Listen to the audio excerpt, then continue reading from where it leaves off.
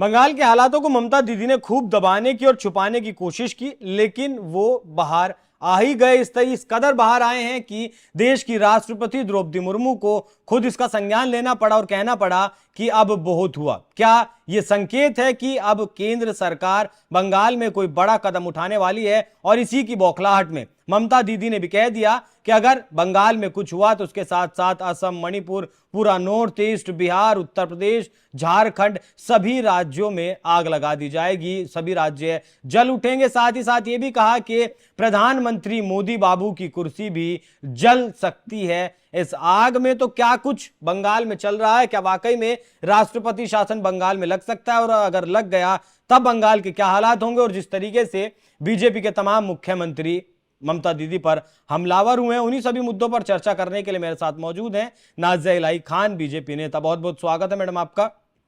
वंदे मातरम, भारत माता की जय। सबसे पहले तो एक छोटी सी टिप्पणी, जिस तरीके से ममता दीदी ने कहा है कि सभी राज्य जल जाएंगे अगर बंगाल में कुछ हुआ तो, अब केंद्र सरकार तो कुछ नहीं कर रही है, जो कुछ हालात हैं वो खुद ममता दीदी से नहीं संभल रहे हैं, तो और राज्यों को ये धमकी देना, ये डर है या फिर कोई संकेत?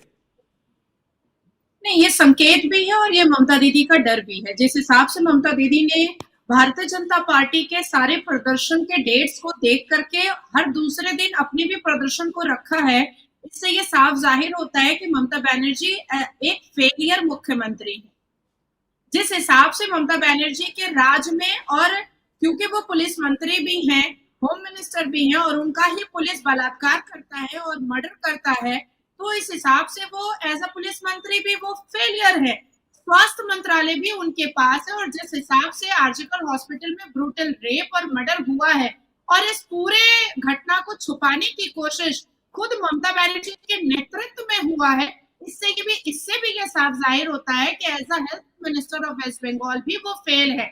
अब आती है, उनके पास एक और मंत्रालय है जिस पर चर्चा कहीं पर भी नहीं हो पा रही है, माइनॉरिटी मिनिस्ट्री भी उनके ही हाथ में है। तो जिस हिसाब से ये आज 23 मिनट पहले एक वीडियो वायरल हुआ है कि संदीप घोष जो पूर्व प्रेसिडेंट था आरजीकर हॉस्पिटल का, उसका बाउंसर अफसर अली खान वो जाकर के आरजीकर हॉस्पिटल में लोगों को डराने और धमकाने का काम कर रहा है। मुसलमान युवा इलीगल डेवलपमेंट, ये ब्लू टी शर्ट में या फिर वो व्हाइट जो शर्ट में बैठा है वो?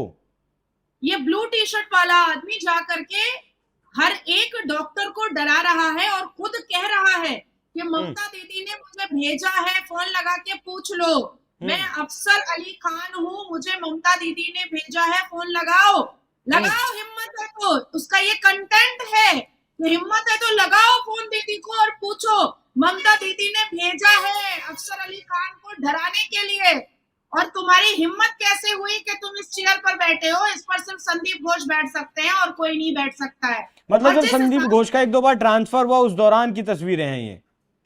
हाँ जी, ये 2023 की तस्वीर है। मैंने आपको पहले भी बताया था और सारे चैनल्स को मैंने बताया कि 2021 में उसका ट्रांसफर आया था, 2022 में 2 बार ट्रांसफर आया था, 2023 में 1 बार ट्रांसफर आया था। और ये क्या करता था कि सारे मुसलमान डॉक्टर्स का एक ग्रुप बनाया था, एक यूनियन बनाया था, और जैसे ही उसका ट्रांसफर आता था सारे मुस्लिम डॉक्टर्स एक प्रोटेस्ट करते थे कि संदीप घोष सर कहीं नहीं जाएंगे, वो यहीं पर बैठेंगे। और वही मुस्लिम डॉक्टर्स क्या करते थे कि संदीप घोष के रूम में ताला मार देते थे कि कोई भी प्रेसिडेंट जो है वो आकर के उस रूम में नहीं बैठ सकता है। और इनके सपोर्ट में देवाशीष नाम के भी एक डॉक्टर थे जो इनके सारे स्कैम में, संदीप घोष के सारे स्कैम में उनका सहयोग करते थे। कुछ ऐसे लेडी डॉक्टर्स के नाम हैं जिनका डायरेक्ट इन्वॉल्वमेंट इस रेप और इस मर्डर में भी है, जैसे doctor T Azmi lady doctor है, डॉक्टर शहजाद, डॉक्टर आजम, ये कहाँ है, क्यों गायब है, इस प्रोटेस्ट में क्यों नहीं दिखाई दे रहे हैं? आज सिर्फ बंगाल नहीं, सिर्फ भारत नहीं, इस पूरी दुनिया में डॉक्टर बिटिया के इंसाफ के लिए प्रोटेस्ट हो रहा है। आप जर्मन देख लो, आप लंदन देख लो, आप अमेरिका देख लो, आप स्वीडन देख लो, हर जगह डॉक्टर बिटिया के इंसाफ के लिए प्रोटेस्ट हो रहा है, चाहे छोटे अंदाज में चाहे बड़े अंदाज में। लेकिन सवाल यहाँ पर पैदा होता है कि डॉक्टर टी आजमी क्यों नहीं है इस प्रोटेस्ट में? वो तो लेडी डॉक्टर है। डॉक्टर शहजाद कहाँ है? डॉक्टर आजम कहाँ है? ये लोग कहाँ गायब हैं? एक एक्वेंटेंस, एक कलीग के साथ इतनी बड़ी घटना हो गई है और ये गायब है, कैसे गायब है? तो एज अ माइनॉरिटी मिनिस्टर भी ममता बनर्जी कंप्लीटली फेलियर है, क्योंकि उन्होंने अपने कार्यकाल में और अपने राज्य में जब से वो चेयर पर बैठी हैं, उन्होंने मुसलमानों को रेपिस्ट, बलात्कारी, लुच्चा, लफंगा, आवारा, बेहुदा, बदतमीज बनाया है, इस जाहिल बनाया है, इसके अलावा कुछ भी नहीं बनाया ये मुसलमानों। डॉक्टर जिनका आपने नाम लिया, ये गायब हो गए, कर दिए गए? गायब खुद भी होना इनके लिए बहुत जरूरी था और सहयोग मिला है राज्य सरकार से इनको गायब होने के लिए। इसीलिए तो दीदी चिल्ला रही थी कि इस मामले को कॉम्युनल मत कीजिएगा। कॉम्युनल करने की तो कोई वजह ही नहीं थी। इस मामले में हिंदू मुसलमान का तो कोई रीजन ही नहीं आ रहा था, तो दीदी को ये शब्दावली इस्तेमाल करने की जरूरत क्या पड़ी? अरे बलात्कार करने वाला हिंदू, जिसका ब्रूटल रेप हुआ है, वो हिंदू, संदीप घोष हिंदू, फिर दीदी को ये शब्दावली की जरूरत कहां पर पड़ी? जो दीदी की जुबान से ये स्लिप कर गया कि इसको कॉम्युनल मत कीजिएगा। इसलिए तो मैं पूछ रही हूँ कि लेडी डॉक्टर टी आजमी कहाँ है, डॉक्टर शहजाद कहाँ है, डॉक्टर आजम कहाँ है? ये कहाँ गायब है? पूछना तो पड़ेगा। ये जो क्या रोल, इनका रोल क्या है इस जो है इस घटना में? अब क्या ही पता कि शायद ये मर्डरर हो, क्या ही पता कि शायद ये रेपिस्ट हो, क्या ही पता कि शायद इन्होंने रेप करवाने में सहयोग किया हो, क्या ही पता कि स्कैम के एक पार्ट हो, क्या ही पता कि संदीप घोष के नेतृत्व में बहुत सारे क्राइम को अंजाम दिया हो। बहुत सारे सवाल पैदा होते हैं, क्योंकि ये तो वैनिश हो चुके हैं। अलादीन का एक चिराग था, उसको घिसा गया और जिन निकला और इनको निगल लिया है। ये नजर ही नहीं आ रहे कहीं पर। पूरी दुनिया के डॉक्टर्स रोड पर हैं, सिर्फ बंगाल के नहीं या सिर्फ भारत के नहीं, पूरी दुनिया के डॉक्टर्स रोड पर हैं, पर ये 3 डॉक्टर को कोई अता पता नहीं है, बिल्कुल कंप्लीटली गायब है ये तीनों डॉक्टर। और अफसर अली खान का ये वीडियो 2023 का है, जब संदीप घोष का एक बार फिर से ट्रांसफर आया था और दूसरे प्रेसिडेंट जाकर के चेयर पर बैठे थे, और वो गया अफसर अली खान और कहा कि उसको मुख्यमंत्री ममता बनर्जी साहिबा ने भेजा है इन डॉक्टर्स को थ्रेट करने के लिए, क्योंकि ये चेयर पर हक सिर्फ संदीप घोष का है, इसके अलावा और कोई नहीं बैठ सकता है। ऐसा क्या चल रहा था वहां नाजिया जी? आप तो बंगाल में रहती हैं, कोलकाता में रहती हैं आप। हाँ, मैं बंगाल में रहती हूँ और बंगाल में रहते रहते बुढ़ापा आ चुका है भैया मेरा। मैंने ऐसा क्या था उस हॉस्पिटल में जो संदीप घोष नहीं उस कुर्सी को छोड़ना चाहता था? इसको बहुत डीप से समझना पड़ेगा। 2011 में जब ममता दीदी की सरकार आई तो सारी महिलाएं बहुत खुश हुई थी, बहुत खुश हुई थी कि एक महिला मुख्यमंत्री आई है, तो कहीं ना कहीं बंगाल में महिलाएं बहुत सुरक्षित रहेंगी। आप जब भी पश्चिम बंगाल आइएगा, आप कांग्रेस और लेफ्ट फ्रंट के जितने भी पार्टी ऑफिस में जाइएगा, आप देखिएगा शहीद बेदी बना रहता है बहुत सारा। तो हत्या, बलात्कार, महिलाओं को जिंदा जला देना, ये कांग्रेस और लेफ्ट फ्रंट आपस में लड़ करके बहुत बहुत अत्याचार करता था, और इस कदर अत्याचार करता था कि जिसमें महिलाएं पिसती थी। लेकिन जैसे ही 2011 में ममता बनर्जी की सरकार आई, पश्चिम बंगाल की महिलाओं को एक चीज का एक संदेश मिला कि चलो ठीक है, अब महिलाएं तो कम से कम सुरक्षित रहेंगी, छात्र तो कम से कम सुरक्षित रहेंगे। लेकिन जैसे ही उन्होंने शपथ लिया और 2012 में 5 फरवरी को नासिर खान ने और कादिर खान अपने छोटे भाई के साथ बलात्कार किया सूजित जॉर्डन का, वैसे ही ममता बनर्जी का पहला स्टेटमेंट आया कि सब सजीवी घटना है। काकुली दस्तीदार का स्टेटमेंट आया कि नहीं, लड़की क्रिश्चियन है ना, बेचारा मुसलमान लड़का लोग को फंसा रही है। और आज आप नासिर खान जो रेमिशन ग्राउंड पर बाहर है, उसके अगर आप वीडियोस देखिएगा तो आपको समझ में आएगा कि उसकी जिंदगी कितनी अय्याश है। और तभी मैंने 2012 में ये बात कह दिया था कि ये महिला मुख्यमंत्री जरूर है, लेकिन इनको महिलाओं से प्यार नहीं है, इनको अपनी सत्ता से प्यार है। और उसके बाद फिर 2012 से लेकर के 2024 तक में हीनियस रेप क्राइम होते चले आए, और ममता बनर्जी हमेशा रेप विक्टिम को ही मलाइंग और डिफेम करती रही और रेप अक्यूज्ड को हमेशा बचाती रही। आज भी कई ऐसे रेप अक्यूज्ड हैं जो टीएमसी के नेता मंत्रियों के लुंगी में सुरक्षित है।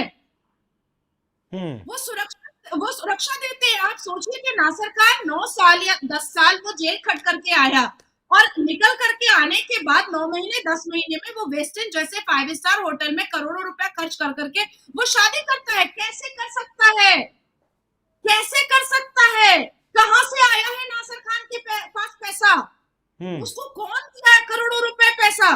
और मुसलमान लड़की ने एक बलात्कारी के साथ निकाह कर लिया और सारे मुसलमान पुरुष उस बलात्कारी की शादी में अपनी जवान बेटियों को सजा धजा करके लेकर गए।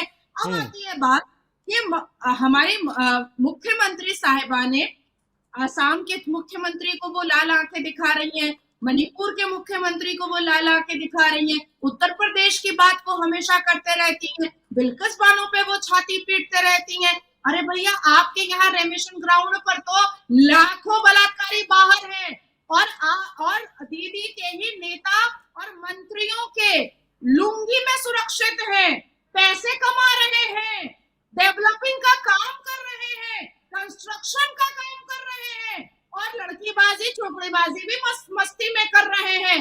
वही नासिर खान, कई वीडियोस उसके कई हिंदू मारवाड़ियों ने डाले हैं जिसमें वो लड़कियों के भीड़ में बर्थडे मना रहा है। तो ये सब तो देखना चाहिए ना दीदी को। हम इस्तीफा क्यों ना मांगे भाई? हम 2012 से 2024 चला आया है, डेकेड पार हो रहा है, लेकिन बंगाल की महिलाएं तो सुरक्षित है ही नहीं, बंगाल की बेटियां तो सुरक्षित है ही नहीं।